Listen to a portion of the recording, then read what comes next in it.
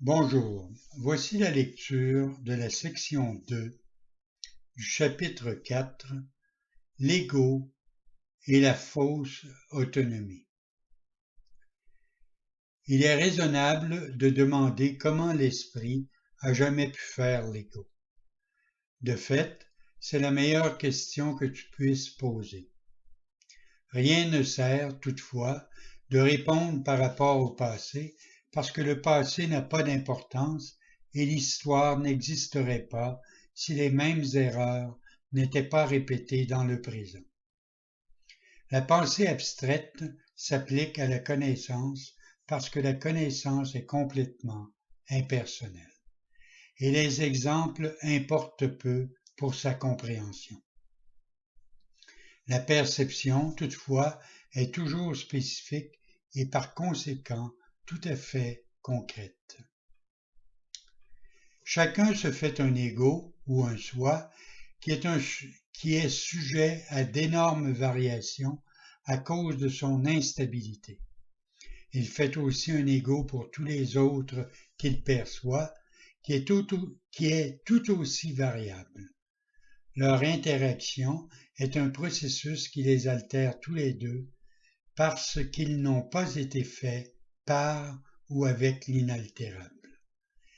Il est important de se rendre compte que cette altération peut se produire et de fait se produit tout aussi facilement quand l'interaction a lieu dans l'esprit que lorsqu'elle comporte une proximité physique. Le fait de penser à un autre ego change la perception relative d'une manière aussi effective que l'interaction physique. Il ne saurait y avoir meilleur exemple pour montrer que l'ego est une simple idée et non un fait. Ton propre état d'esprit est un bon exemple de la façon dont l'ego a été fait. Quand tu as jeté la connaissance, c'est comme si tu ne l'avais jamais eue. Cela est tellement apparent qu'il suffit de le reconnaître pour voir que cela arrive. Si cela se produit dans le présent, pourquoi est-il surprenant que cela se soit produit dans le passé? La surprise est une réaction raisonnable à l'inhabituel, bien qu'elle ne le soit guère à quelque chose qui se produit avec une telle persistance.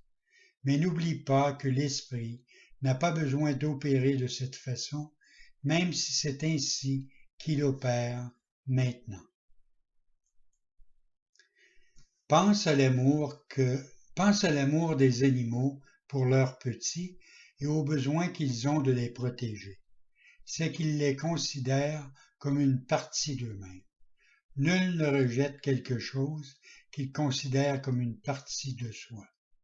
Tu réagis à ton ego beaucoup comme Dieu réagit à ses créations, avec amour, protection et charité. Tes réactions envers le choix que tu as fait ne sont pas surprenantes. De fait, elles ressemblent à maints égards à celles que tu auras un jour envers tes créations réelles qui sont aussi intemporelles que toi.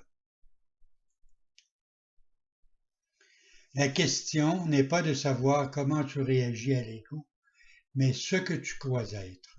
Croire est une fonction de l'ego. Or, tant que ton origine est affaire de croyance, tu la considères du point de vue de l'ego. Quand l'enseignement ne sera plus nécessaire, tu connaîtras simplement Dieu.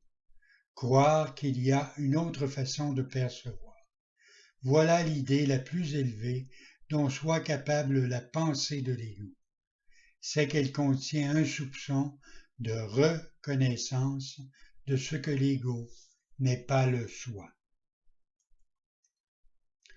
Le sapement du système de pensée de l'ego doit être perçu comme douloureux, bien que ce ne soit pas vrai du tout.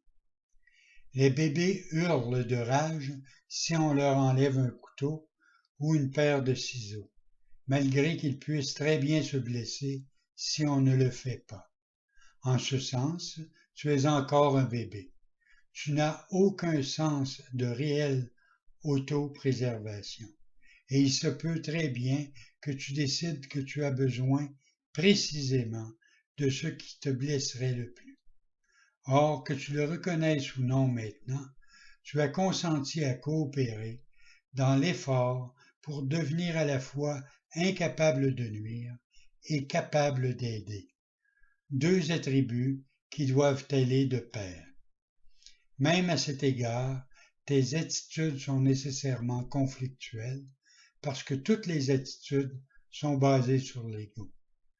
Cela ne durera pas, sois patient un moment et souviens-toi que l'issue est aussi certaine que Dieu. Seuls ceux qui ont un réel et durable sentiment d'abondance peuvent être véritablement charitables. Cela est évident quand tu considères ce que cela comporte. Pour l'ego, donner quoi que ce soit implique qu'il faudra que tu t'en passes. Quand tu associes donner à sacrifier, tu donnes uniquement parce que tu crois que d'une manière ou d'une autre, tu y gagnes au change et peux donc te passer de la chose que tu donnes. Donner pour obtenir est une loi inéluctable de l'ego qui s'évalue toujours par rapport à d'autres égos. Par conséquent, il est continuellement préoccupé par la croyance dans le manque qui l'a engendré. Toute sa perception de la réalité des autres égaux n'est qu'une tentative pour se convaincre lui-même qu'il est réel.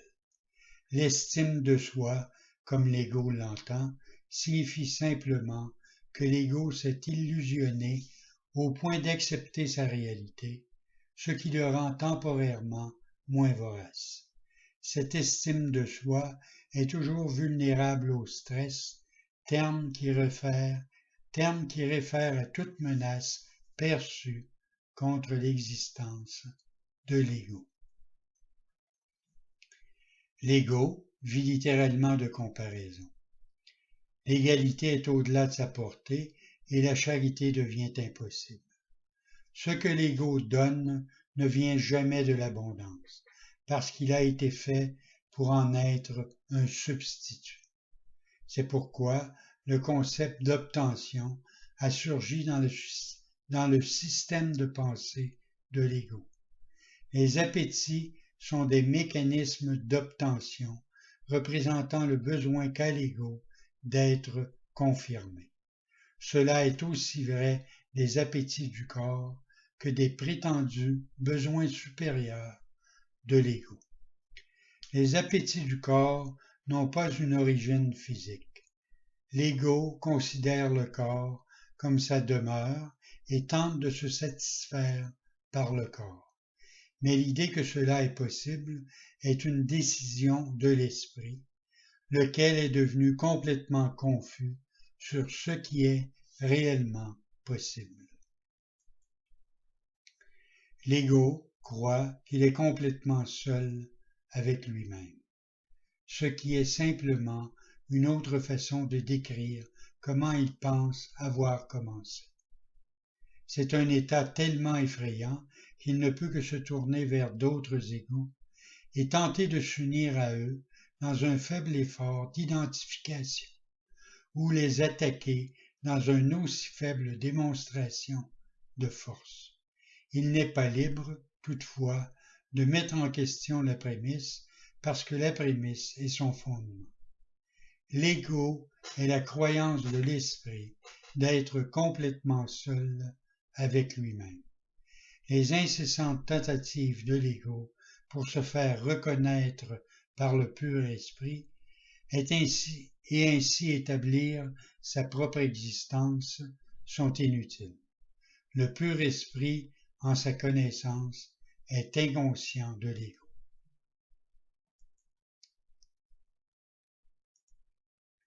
Il ne l'attaque pas, il peut simplement pas le concevoir. Bien que l'ego soit pareillement inconscient du pur esprit, il se perçoit lui-même comme étant rejeté par quelque chose de plus grand que lui. C'est pourquoi l'estime de soi, comme l'ego l'entend, doit être délirante. La création de Dieu ne crée pas de mythe, même si l'effort créateur peut se tourner vers la mythologie. Il ne peut le faire, toutefois, qu'à une seule condition. Ce qu'il fait cesse alors d'être créateur.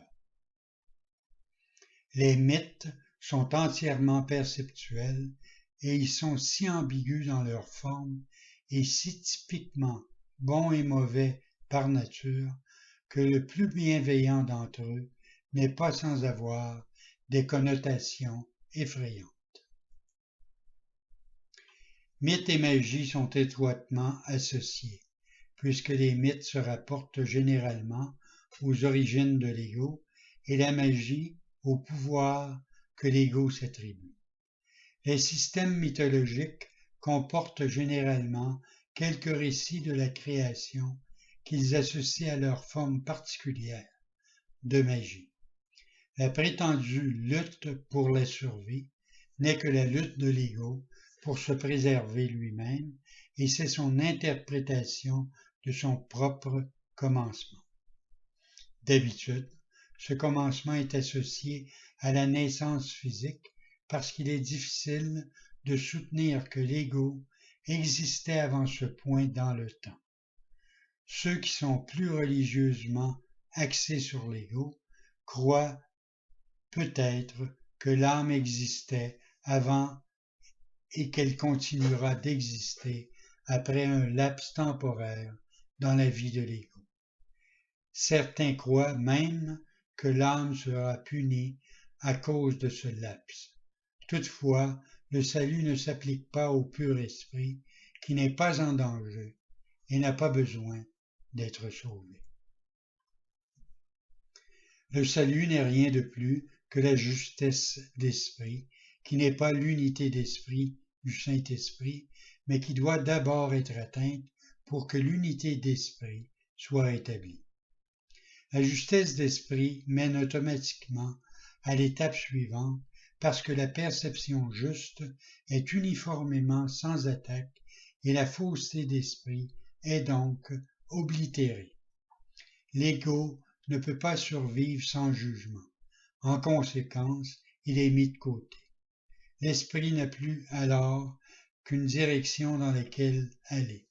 Cette direction lui vient toujours automatiquement parce qu'elle ne peut être dictée que par le système de pensée auquel il adhère. On ne saurait trop insister sur le fait que la correction de la perception n'est qu'un expédient temporaire. Elle est nécessaire uniquement parce que la malperception bloque la connaissance, tandis que la perception exacte est un tremplin vers elle. Toute la valeur de la perception juste réside dans l'inévitable prise de conscience que toute perception est non nécessaire. Cela enlève le blocage entièrement. Tu te demandes peut-être comment cela est possible tant que tu sembles vivre dans ce monde. C'est une question raisonnable. Prends soin toutefois de la comprendre vraiment. Qui est ce toi qui vit dans ce monde? Le pur esprit est immortel et l'immortalité est un état constant. Il est aussi vrai maintenant qu'il l'a toujours été et le sera toujours parce qu'il n'implique aucun changement. Ce n'est pas un continuum et il n'est pas possible non plus de le comprendre en le comparant à un opposé. La connaissance ne comporte jamais de comparaison. C'est la principale différence par rapport à tout le reste que l'esprit peut saisir. Bonne journée.